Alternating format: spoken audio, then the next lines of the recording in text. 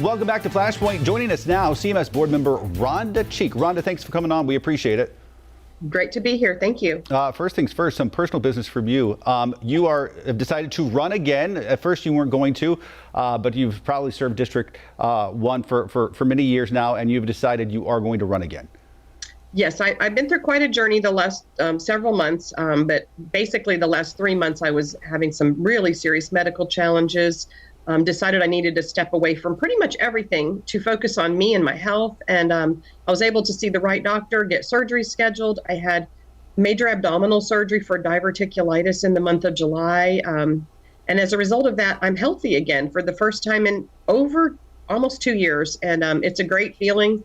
I was live at the board meeting last night for the first time in a couple months. And the energy in the air is palpable, and I was so glad to be part of that last night. We are excited for you. There's nothing better than getting a right diagnosis and getting the right doctor and being persistent. It can make all the difference. So absolutely, congratulations on that. Let's talk about the business of this week's past board meeting. As we get ready to start a new school year, teachers getting a pay raise of about an average of 4.2% increase, more than what a lot of folks expected. It was, there's still work to do. The pay raise is not across the board consistent. So a lot of our veteran teachers are still struggling because their pay raise is smaller. The pay raise is heavily weighted at the earlier entry points for teachers and the newer teachers. So there's still work to do, but it's a great start. I mean, I think it's a fabulous start.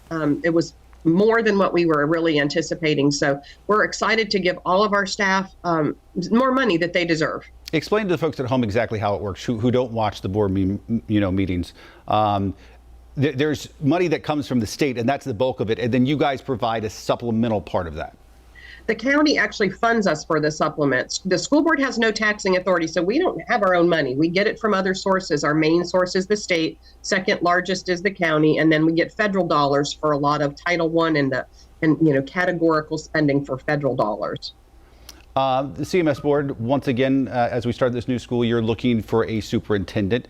Where are we at right now in that process? So we have a great person in there for the interim right now. He's doing fabulous work and getting things done, cleaning things up and turning us in the right direction.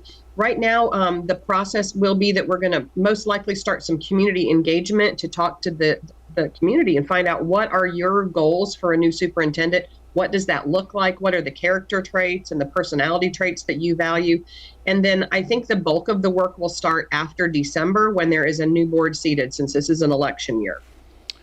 This is the third year that students were dealing with COVID, but this year no masks, no vaccines required necessarily.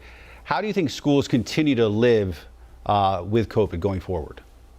COVID is just a part of our existence now. I've got a child away at college at Chapel Hill, and they don't have any COVID policy, particularly this year. If you get COVID, you move on, you deal with it. You've got a roommate, you wear a mask, you be respectful. So, I think that there's such a great energy around this year because we know that we're going to just be in person.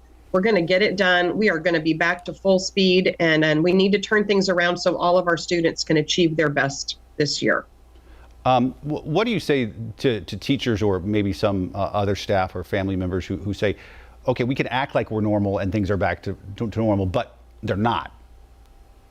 They're probably the new normal. So I think that we need to learn, we have to, as a society and a community, learn to live with these viral situations going on. I am wide open as far as if people want to wear a mask and that's their personal choice, that is fine. If they want to send their student to school in a mask, that is fine. But we have no mask policy right now, so masks are not required. And but you can't be told you don't need one, and we shouldn't judge people for whatever choice they make, whether it is to wear a mask or not wear a mask. But we need to move on. We need to get our kids in school. The data shows that kids in person is absolutely essential to improve the academic outcomes across the board. Learning loss was significant during COVID. This year, we have to crank it up. We can't just do a year's worth of work. We need to do 2 years worth of work this school year. In the past, you talked about funding earlier, and I know in the past there's traditionally been a sort of a give and take between what the board wants and what the county is willing to give. At one point, I think last year, the county was saying we want to see some more results first, but can those results really happen without the money? Where do we stand now when it comes to that? I mean, and the board getting the funding that it feels like it needs? I don't think we got everything we asked for. Well, I know we didn't get everything we asked for, but we got a great deal of money. So I'm grateful to our funding partners. What we need to do this year is demonstrate that we are good stewards of that taxpayer dollar and that we are really gearing it to students to work on their academics. The money has to really go where it's needed. And that's manpower, and that's teachers. I mean, the majority of our budget, the majority of the money we have is in our manpower, and we have great teachers. We still have some teacher vacancies. That is a huge issue across the nation. We're in better shape than most, but we still have over almost 370 plus teacher vacancies. And our HR staff, I believe, is working hard. We've got some contingencies in place, and we are in better shape for some of our staffing than we were last year. We have 40 something bus driver vacancies compared to 80 plus last year. So things are improving in our employment, but it's a problem across the nation in every industry, not just in education, but healthcare and hospitality. It's something we're seeing everywhere. Your message to teachers as we start the new school year. You are valued, you are respected. We are counting on you guys to do the great work we know you can do. We know that you are the person in front of those students that's going to make a difference in their lives. And I would tell them that 20 years from now, the work you do today is going to determine who that child becomes as an adult. And by and large, those students are going to remember you, and they're going to remember the impact you had on their life this year. So I just want them to know they're valued, they're cared for. Please, take care of yourself and rest and do the things you need to for self-care. But know that you have the value, you have the respect of this board member, and I know all of my board members, and I believe this community respects and values our teachers. So just roll up your sleeves. We're here to support you, and it's going to be a great school year. I'm excited. And finally, your message to the students out there. Go to school every day. Get up and go to school. Unless you're sick, go to school. If your parents forget to get you up, get up yourself. And every day, bring a book home to your mom or dad or whoever is at home and read a book. Read a book, do your homework, and go to school. And follow the rules. The rules are in place to keep you and everybody around you safe. So follow the rules, because guess what?